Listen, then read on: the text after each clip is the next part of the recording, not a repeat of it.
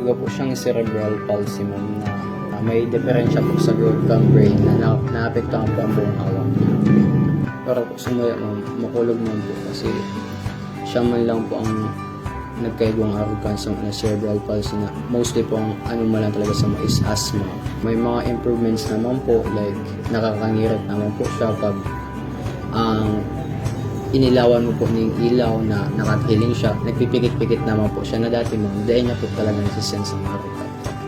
Maugma po ma'am kasi magagamit mi na po ang wheelchair na nag-abot mo niyan para sa program na.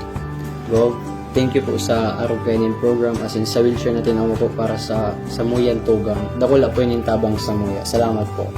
Sabi ko kung iga po sindang busilak na po sa mabuot na ugali kasi naisipan po nindang magtabang as in magtawning mga arupokan wheelchair sa may mga ilang as in may cerebral palsy para kung sa Muyan Tugang.